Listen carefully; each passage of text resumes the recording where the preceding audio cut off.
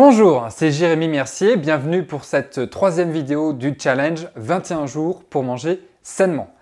Alors, nous avons vu dans la première vidéo la question de votre engagement, ensuite de vos motivations. Aujourd'hui, on passe à l'action et notre première action va consister à vider, éliminer les aliments qui sont périmés, pourris, en train de moisir chez vous. Parce que si vous cherchez bien, eh bien, il y a de grandes chances que vous en trouviez.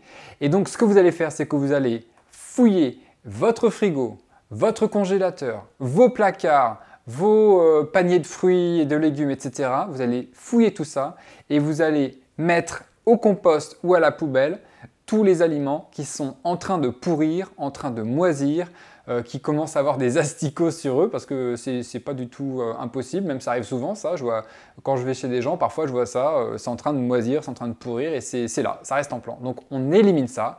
Et pareil avec tout ce qui est conserve et produits transformés avec des dates de péremption, vous regardez les dates de péremption, si c'est vraiment trop ancien, que la date de péremption est dépassée depuis un moment, vous mettez à la poubelle. Alors là, vous ne vous posez pas de questions, pas d'état d'âme. Ce qui est limite, ça fait juste quelques semaines ou éventuellement quelques mois. Bon, utilisez votre jugeote, mais voyez si vous ne pouvez pas consommer ça prochainement, rapidement, parce qu'il ne s'agit pas que ça traîne encore des mois ou des années dans vos placards. En tout cas, l'idée, c'est d'éliminer, de faire du vide pour laisser ensuite rentrer de nouvelles choses que vous ne connaissez pas encore. Faites du vide pour assainir les bases, pour ensuite passer à une alimentation beaucoup plus saine.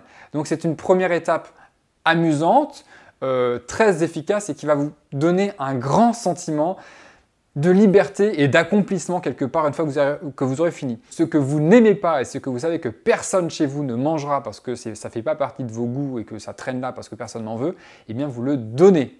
Ensuite, ça c'est la première étape. Deuxième étape, eh bien profitez de cette énergie de rangement pour organiser mieux vos aliments. Donc mettez ensemble dans une même famille les mêmes aliments. Par exemple, si vous conservez des légumineuses, et c'est comme ça que je fais chez moi, eh bien je mets ensemble tout ce qui est lentilles, pois chiches, haricots, etc. Je mets ça au même endroit. Voilà.